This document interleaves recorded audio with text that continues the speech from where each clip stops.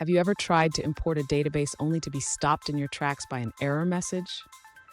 It can be incredibly frustrating, right? If that's you, you're in the right place. Today we're tackling the no such file or directory error when using the WordPress command line. I totally get it. You sit down, ready to import your database, and then boom, you see that error message. You're not alone in this. Many users face this issue when working with local WordPress installations.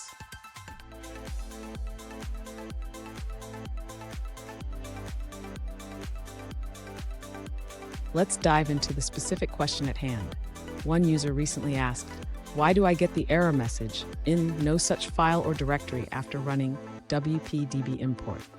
This is a common hurdle for many, so let's explore how to resolve it together. So what does this error mean? Essentially, it indicates that the system can't find the MySQL command. This could be due to a few reasons, like MySQL not being installed or the path not being set correctly. Don't worry, we'll walk through the solutions step by step. And stick around. I have a crucial tip at the end that will help you avoid this issue in the future. To resolve the error, the user should first ensure that MySQL is installed on their local machine. If it is not installed, they can download it from the official MySQL website. Next, the user needs to check if the MySQL command line tool is accessible from the terminal. They can do this by typing mysql and pressing enter. If the MySQL command is not recognized, the user should add the MySQL binary directory to their system's path environment variable. This allows the terminal to locate the MySQL command. After updating the path, the user should restart their terminal and try running the import command again. This should resolve the issue. If the user still encounters issues, they may want to check their WordPress configuration to ensure it is correctly set up to connect to the MySQL database.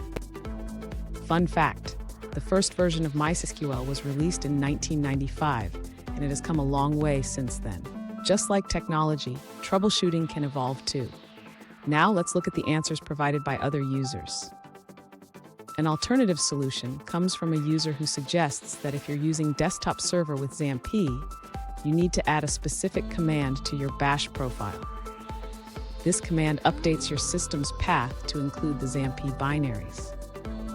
After adding this command, you should be able to run wp-db import successfully without relying on the wp-kli portal provided by desktop server, which may not work consistently. Here's that crucial tip I promised. Always verify your environment setup before running commands. This can save you a lot of time and headaches down the road. And there you have it. You should now be able to import your database without any issues. Remember, checking your installation and path can make all the difference. If you found this video helpful, please subscribe for more troubleshooting tips and tricks.